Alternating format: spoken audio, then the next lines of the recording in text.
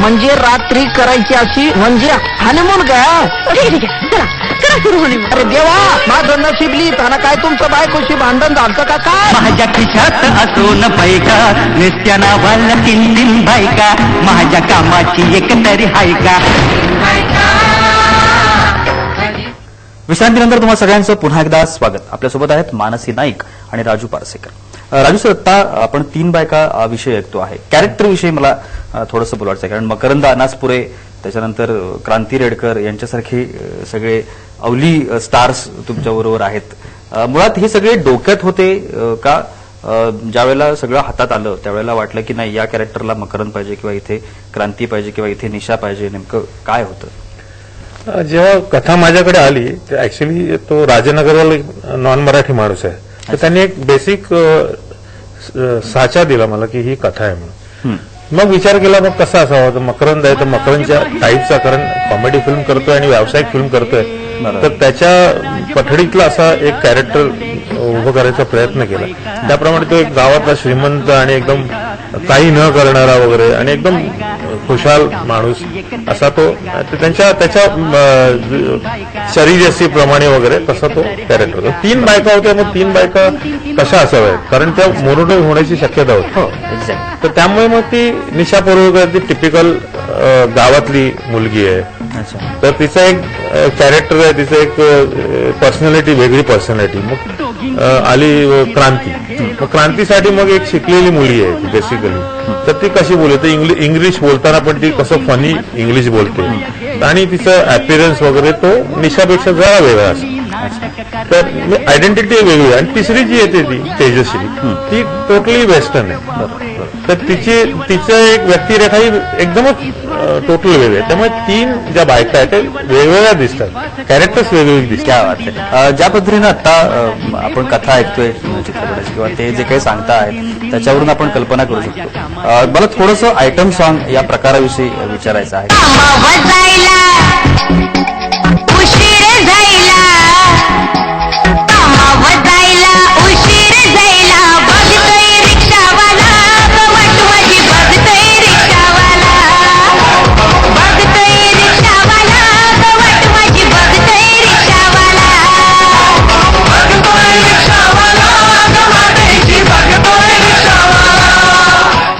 मुळात हा हिंदी मधला फार रूढ आणि तशा पद्धतीनं फेमस असलेला अशा पद्धतीचा प्रकार आहे, पण तेवढा तो मराठीमध्ये अजूनही त्याचा ट्रेंड तसा बसत नाही. लगेच डोळे अरे आयटम सॉंग आहे का असं वगैरे होतं. तर त्या दृष्टीकडे किंवा तू कसं पाहतेस, कारण तू आता प्रत्यक्षात एक आयटम सॉंग केलेला आहेस, त्याच्यामुळे तू जास्त चांगल्या पद्धतीने सांगू शकतो. मला असं वाटतं जेव्हा मी मुजरा केला होता, this is my own personal thought, की पूर्वीच्या पिक्चर्समध्ये हिंदी मूव्हीज, कारण डेफिनेटली आपण हिंदीचा प्रभाव घेतो कुठल्याही दुसऱ्या रिजनल, तर हिंदीमध्ये ना पूर्वी मुजरे व्हायचे ज्याची जागा आता आयटम सॉंगने घेतली. This is a main basic problem तो. आणि आता कसं झालेलं आहे की मुजरा हा थोडासा खूपच सटल किंवा अदाय, एकतर बेसिकली तो कथक बेस असल्यामुळे कसं होतं की त्याला एक पटकन रिस्पेक्ट येते. आयटम सॉंगचं कसं आलं की कट्टू आयटम सॉंग काही लोकांनी आयटमला खूप वेगवेगळे तऱ्हेने हे केलेलं आहे, पिक्चराईज केलेलं आहे. मग काही आयटम सॉंग्समध्ये तुम्ही म्हणाल चांगले पूर्ण कपडे घातलेले पण आयटम सॉंग्स आहेत आपल्याकडे, पण ते कमी कमी कमी कमी होत गेले. आणि विच इज वाय आयटम सॉंगला असं होतं की अरे आयटम की आहे क्या, असं आयटमला एक वेगळं मिनिंग आहे त्याच्यात. तर तसं item song in it self is not bad, कारण आयटम सॉंग का वापरलं जातं की एक नॉर्मल पिक्चर चालू आहे आणि एक थोडासा तडका म्हणून ते आयटम सॉंग, जसं आपण या पिक्चरमध्ये आपण बघतो. दिग्दर्शकांना विचारा,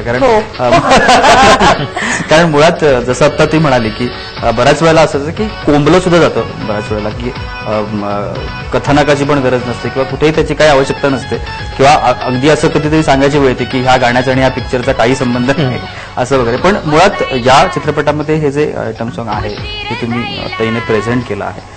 ऍज अ डिरेक्टर म्हणून तुम्ही कसं पाहता आहात या गाण्याकडे, किंवा ती कसा गरज होती या सगळ्या? ते बेसिकली हा चित्रपट करताना एक डोक्यात म्युझिक हा पार्ट फार महत्वाचा होता.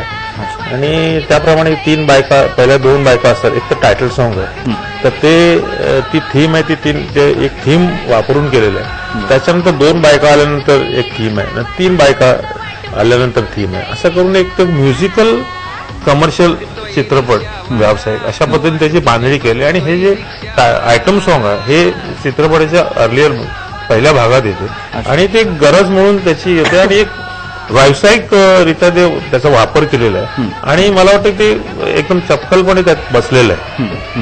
आणि मुख्य म्हणजे फार दिवसात चित्रपटात मराठी चित्रपटात म्युझिक हे प्रमोशनसाठी कुठे दिसत नाही. जसं हिंदी चित्रपटात एक गाणं कुठलंही किंवा गाणी प्रमोशनसाठी वापरली जातात. आपल्याकडे तसा प्रकार मी फार दिवसात मराठीत बघितला नाही, तर तो मला करायचा होता.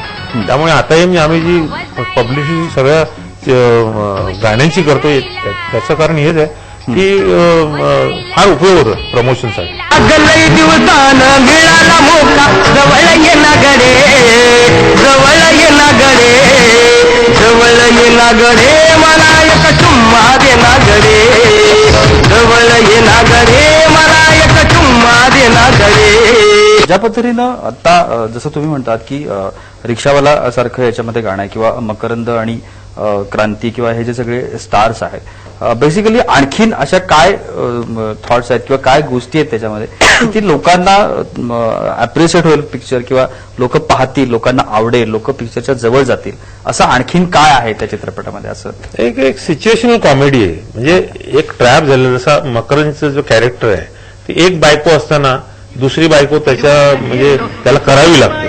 दुसरी एक सडन सिच्युएशन आहे त्याच्या मनात नसताना होते ते करायला लागते आणि ते त्या सगळ्या गोंधळात तिसरी त्याच्या अंगावर येऊन बसते.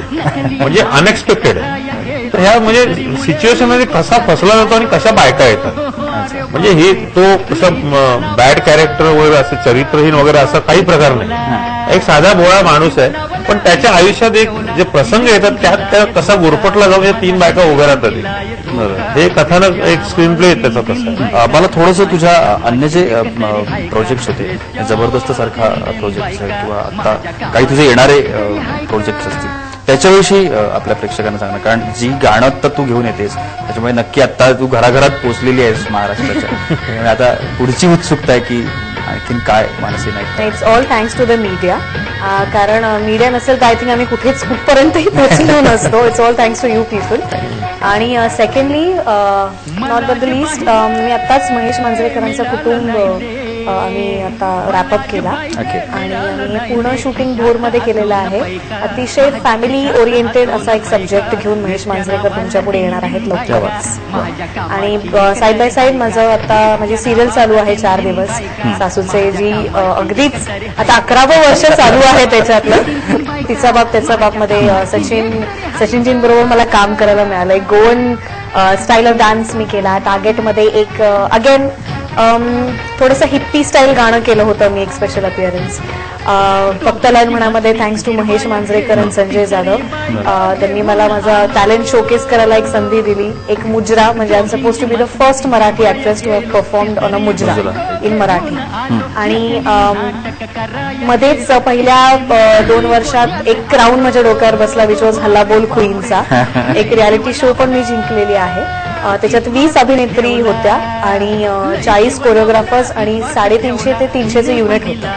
आणि the whole reality show was shot in Hyderabad, म्हणजे रामोजी फिल्म सिटीमध्ये. त्याचे whole and soul mister Umesh Jadhav होते. आणि मला खूप डान्स करायला आवडतो, कारण dance is like my passion. Madhuri Dixit is my inspiration actually. त्याच्यामुळे इन फ्युचर तुला डान्सर व्हायला आवडेल का ऍक्टर व्हायला? ऍक्च्युली मला ऍक्ट्रेस व्हायला आवडेल, पण डान्सिंग मी कधीच सोडणार. या चित्रपटाच्या निमित्तानं तुम्ही दोघं इथं आलेला आहात. महाराष्ट्रातला प्रेक्षक आता तुम्हाला पाहतोय, काय सांगाल या चित्रपटाच्या निमित्तानं ऍज अ डिरेक्टर म्हणून प्रेक्षकांना? या चित्रपटाला येण्यासाठी म्हणजे फक्त करमणूक हाच एक मुख्य मुद्दा आहे यातला. आणि लोकांनी आपली पूर्ण करमणूक करून घ्यावी, तिकीट काढून पिक्चर बघावं अशी इच्छा आहे. कारण जे पाहिजे प्रेक्षकांना ते देण्याचा प्रयत्न केला आहे. नक्कीच. धन्यवाद तुमच्या दोघांचेही, तुम्ही आज इथे आलात आणि खूप मनमोकळ्या गप्पा मारल्यात आमच्याशी. तुमच्या पुढच्या वाटचालीसाठी आमच्या सहारा समयाच्या खूप खूप शुभेच्छा आणि खूप खूप आभार. थँक्यू. म्हणजे यासोबत आपल्यासोबत होते राजू पारसेकर आणि मानसी नाईक. येणारा चित्रपट 3 बायका फजिती आहे का हा लवकरच रिलीज होईल. तुम्ही सगळेजण निश्चितपणानं तो चित्रपटगृहांमध्ये जाऊन पाहाल याची खात्री वाटते.